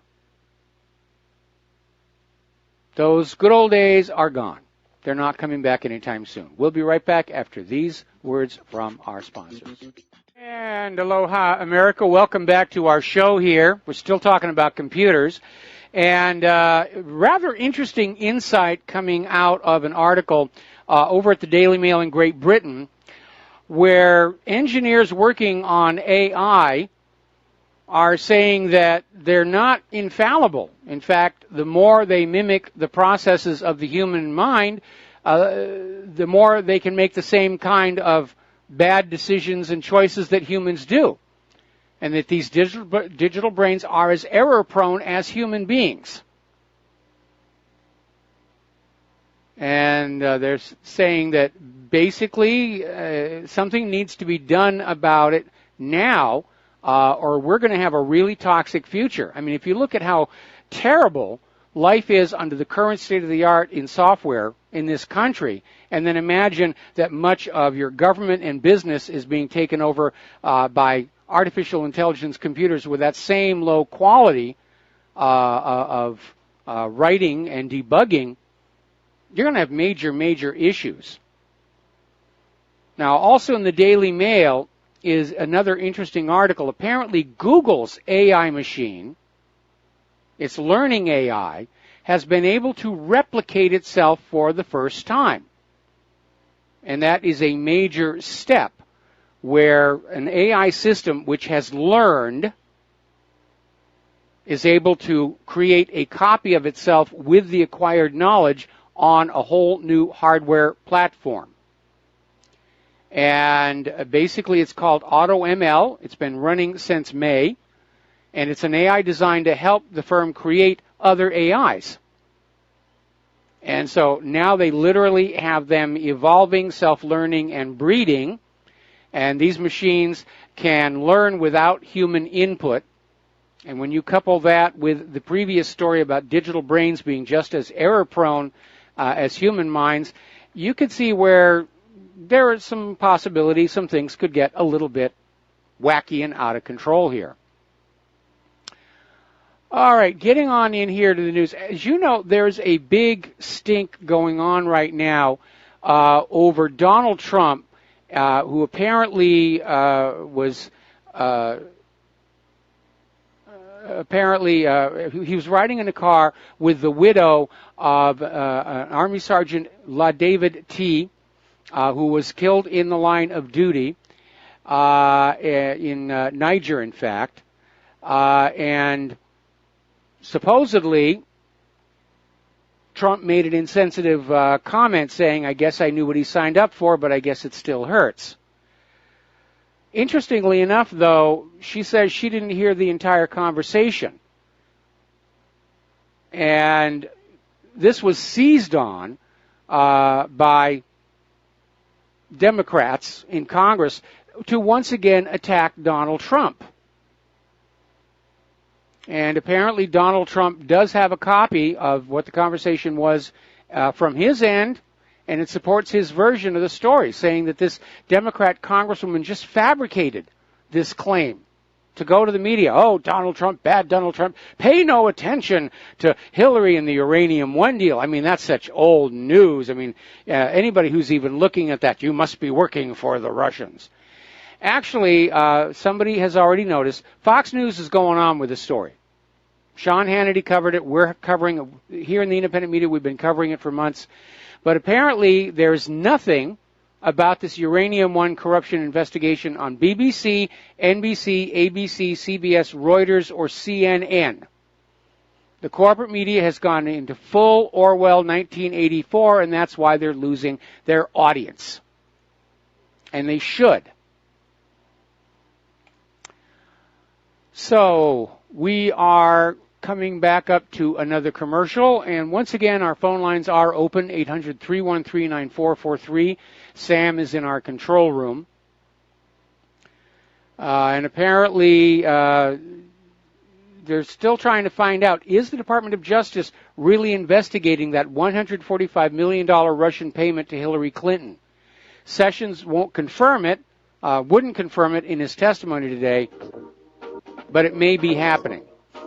We need to scream for it to happen. We'll be right back. And aloha, America. Welcome back to the show here. And before we go to the phone lines here, a very alarming development.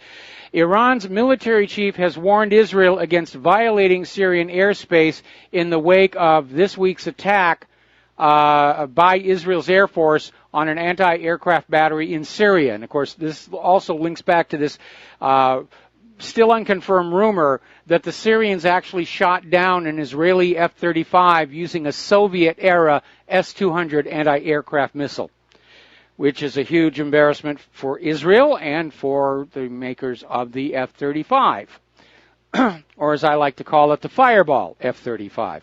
All right, let's go to the phone lines here. Robert in Kansas, aloha. Welcome to the show. What's on your mind?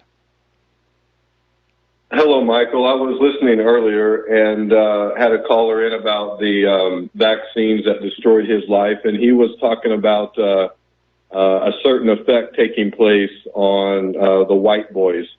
And I just want to say that if you look around the world and you look at what's going on in Europe or Canada, United States, Australia, it doesn't matter what white nation you look at, you will see that the Zog's primary goal is to destroy the white race. is happening all over the world. And some people disagree with that, but if you look into this, you will see that it is systematic and it is worldwide, and it is an effort to get rid of the Nordic races, whether it be Asian or European, but they have a special disdain for the white, straight male who still behaves as a male. And it's well, it's systematic. let me step in here for a little bit, because first of all, I have seen what you're talking about. I'm very alarmed about it, where all of a sudden white people are a target in this country. And there are liberals out there who are saying things about the white people that, if were said about any other ethnic group, would be denounced as hate speech and racism. And yet, for some reason, it's okay when it's the white people. I don't think the white people specifically are being targeted, though. I think the ultimate aim, as far as Israel is concerned, is a war between the Christians and Muslims to let both sides kill each other off and leave the world there for Israel to be in charge of. Well, sir, I would say this, and I know you're not a religious man, but the devil hates all of mankind. Okay, he does. And he especially hates the apex. Okay? And it doesn't have to be the white race. It could be East Asian races, Korean, Japanese, Mandarin, Northern Chinese. It doesn't matter. They have a specific hate for the more, well, I don't know how to say it, except the more capacity a people has, the more hate this entity has for them. And it's just something that okay, well, you've made your point. You've made your point here, and Robert, thank you very much for the phone call. We're going to switch over to Bob in Michigan. Aloha, Bob. Welcome to the show. What's on your mind? Good afternoon, Mike. It occurs to me that I think there was 3 white males that were killed also at the same time as what's blowing up in the media.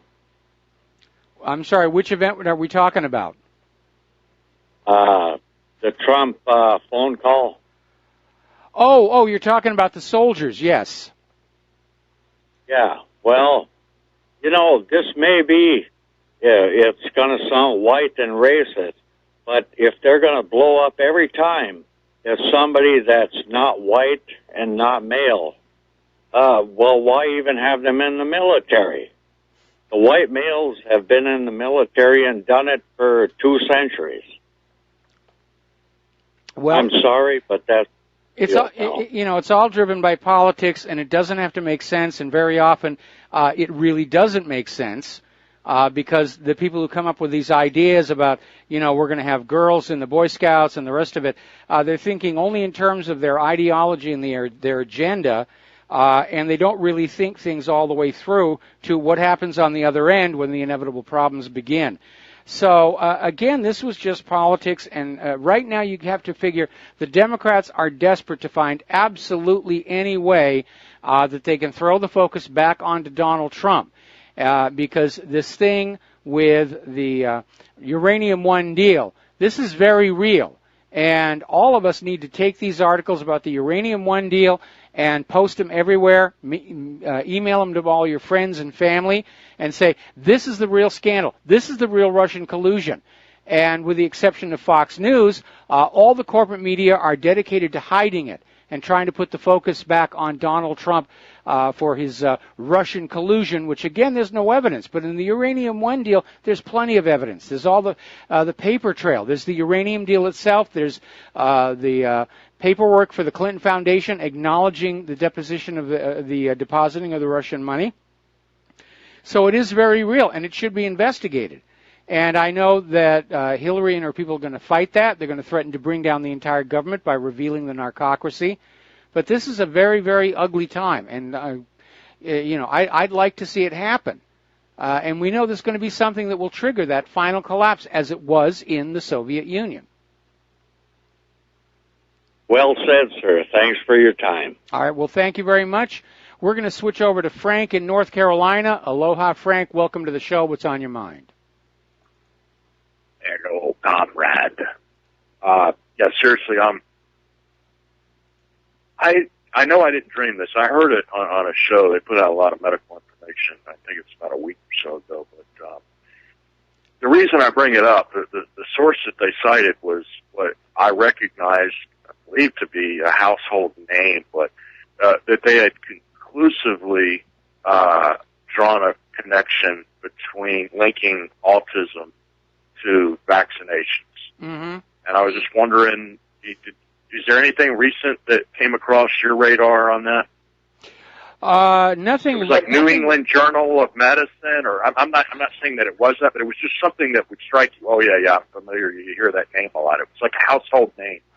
Well, there have been recent articles where the CDC came on out and did confirm that there was a problem with polio vaccines that were given out between 1955 and 1963. They were contaminated with a virus that causes cancer. There's another report that came on out that revealed that vaccines actually reduced your immunity as you moved into the future. And so there's a lot of other issues. As far as the autism case is concerned, the vaccine manufacturers are finally phasing out the mercury preservatives. Unfortunately, they're phasing in aluminum compounds that are neurologically even worse. Okay, well, I'm not sure what it was I heard, but anyway, thank you. All right, thank you. We're going to let you go. And the phone lines are all open now. So, now, we mentioned this the other day. I'd had a friend who was in Las Vegas on the day of the shooting, was there for the Consumer Electronics Show. And he mentioned this was being shown about there's a new revelation or revolution in lithium batteries. And one of the Japanese companies is out there with one, and apparently researchers at Rice University in Houston, Texas, are looking at replacing lithium-ion batteries with lithium air and lithium metal batteries coupled with an unlikely ingredient, asphalt, that will make the batteries charge faster and are less likely to short circuit. And in this case, they're talking about batteries that charge 20 times faster than before. And that is a major, major milestone on the way to making electric cars practical. I remember when the original Top Gear crew were poking fun at electric cars because you could only go so far and then you'd have to plug it into a power outlet for overnight. And yeah, it is an issue. Now, here in Hawaii, we do have parking spaces for electric cars with the little charging unit. You don't even have to pay for it right now. It's trying to build up the technology. But if you can get the batteries to charge that much faster, that's going to make electric cars practical. I would certainly consider getting one. All righty, now then, let's take a phone call. Francis in North Carolina, aloha, welcome to the show. What's on your mind? Hello, aloha to you both. Aloha. Hey, quick question for you. There was some comment about girls and Boy Scouts and whatever have you. Although I missed the general line or gist of that scenario, whatever happened to the Girl Scouts? Oh, they're still out there, but the politically correct people are saying that the girls should be allowed into the Boy Scouts, and the Boy Scouts have actually agreed. And, of course, it may make the PC people very, very happy, but we all know what's going to happen. I mean, I'm sure by now they've come out with a condom wrapper that says, "Be prepared," the motto of the Boy Scouts. Because we all know what's going to happen somewhere down the road. Well, I'll tell you something. I hate to say this, but I think the people who are doing this politically correct crap, or whatever you want to call it, need to take it and shove it. I would agree with you on that. And if you want to make the Girl Scouts more like the Boy Scouts, I have no problem with that. I mean, as it is, the Boy Scouts are not what they were back when I was in the Scouts myself.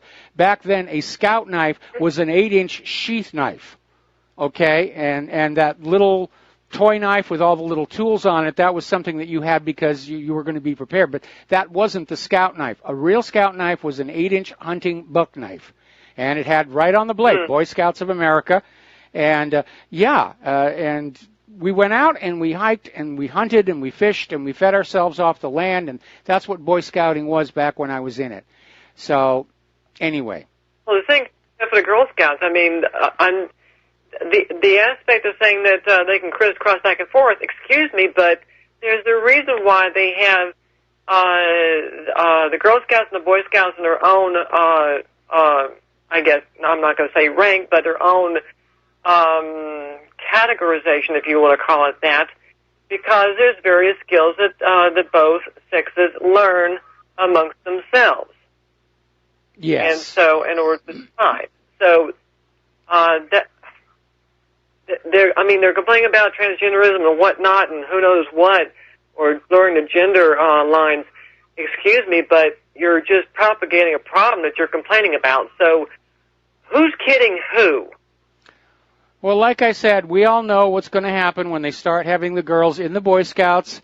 Sooner or later, some 9 months after a camping trip, there's going to be a new little tiny scout, and everybody's going to be pointing fingers over who's to blame for this, and you're going to see the feminists saying, see, it proves white males can't be controlled. It takes two to tango, and at that age, hardly anybody is able to be controlled, despite what Margaret Mead said about Samoa. Well, as far as Margaret Mead is concerned, that's a whole other ball of wax. And who knows how much they got paid to spout whatever they had to spew to start with. So I really can't talk about that individual in that person's entirety.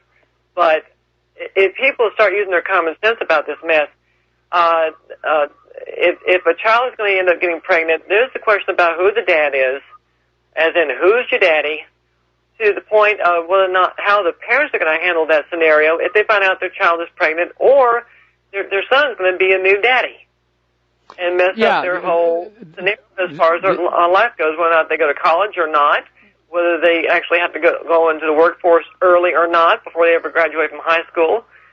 There's a whole domino effect to the whole mess. So, well, you know what the PCers are going to say is send the girl on over to Planned Parenthood and just, chop it up and sell it out the back door. Anyway, Francis, I need to let you go here. We're running out of time. We've got more callers to get to. Chris in Florida. Aloha, Chris. Welcome to the show. What's on your mind? Aloha. To answer the caller two calls ago about vaccines being caused, or vaccine causing autism, I have so much information, a little bit. I have a bunch of points here, but I want to make sure I'm clear. Was he asking about a celebrity who is making that statement? I think he mentioned something, not necessarily about a celebrity like a movie star, but an organization or an entity where you would say, we have to take this seriously, like the AMA or the Lancet or something like that.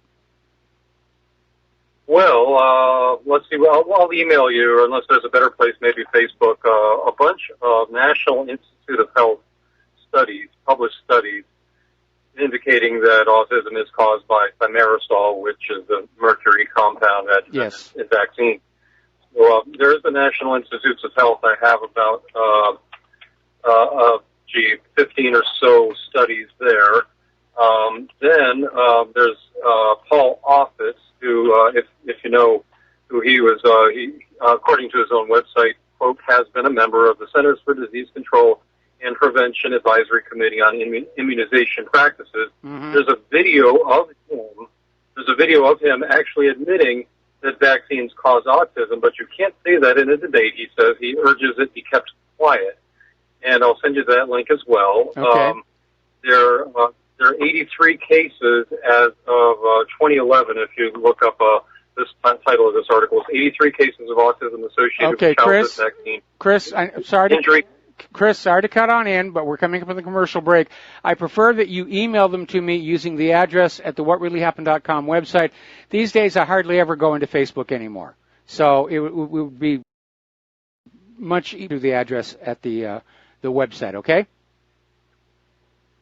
We'll do. The vaccine injury compensation of the Federal Vaccine Court compensated 83 cases of autism associated with childhood vaccines. That's of 2011. So who knows how many have occurred since then. And the real question is how many of these applications have they rejected based on that fraudulent CDC report that claimed to prove there was no link between vaccines and autism. The one that the lead author came on out and said it was a hoax, it was a fraud. Exactly. That's covered in the Vaxxed documentary, Vaxxed from Cover Up the Catastrophe. Yes. And the single best resource I have is a list of links here in immunizations, vaccinations, autism, and Asperger's syndrome and related disorders at the links page at wearechangetampa.org. That's the links page at wearechangetampa.org, where I'm honored to be. Okay, Chris, I got to let you go. Chris, we're at a commercial break. I got to let you go. Thank you for the information. We'll be right back. And aloha, America. Welcome back to our show, last segment of the program today. And before I go back to the phones, I've got this one other story I want to get on out you. We have talked before about the La Palma volcano, especially the Cumbre Vieja over there in the eastern Atlantic, and how that whole western side of the Cumbre Vieja is showing signs of slippage. Excuse me just a minute. Problem with having a mustache is you're constantly shedding into your own mouth. Anyway, talking about Cumbre Vieja, that whole western flank shows signs of slipping. There's huge cracks all over the top, and you can clearly see how the entire block of ground has slid down in some places 5 feet. And it's very worrying. Well, apparently experts are now saying that the magma is now moving underneath that volcano. They have the Volcanological Institute of the Canary Islands. They were responding to 2 separate seismic swarms in the area surrounding Cumbre Vieja.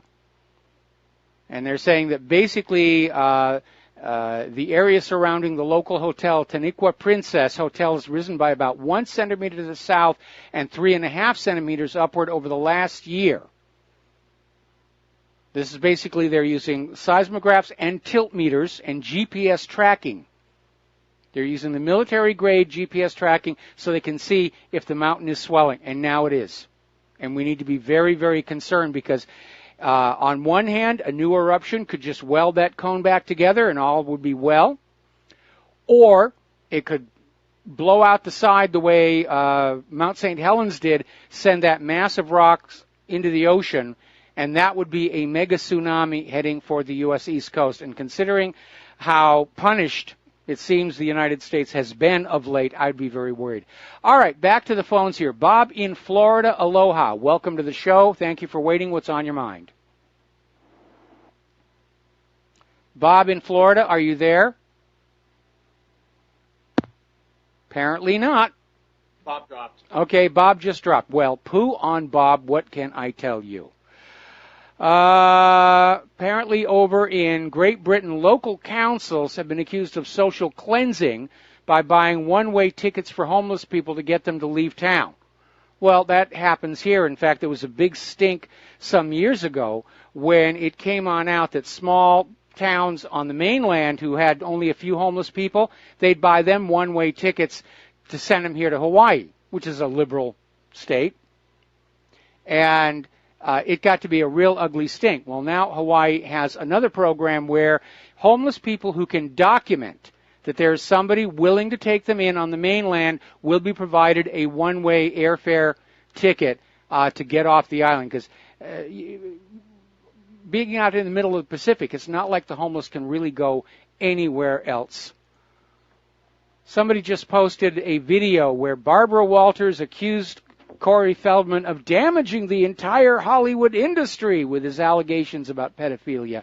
All right, there's the music. Time for me to get on out of here and get something useful done with the rest of the day. I got to finally get together with Jim Goddard after all these technical issues. Stay tuned for John Stedmiller. He's got lots of stuff to share with you, and we'll be back tomorrow. Aloha, America.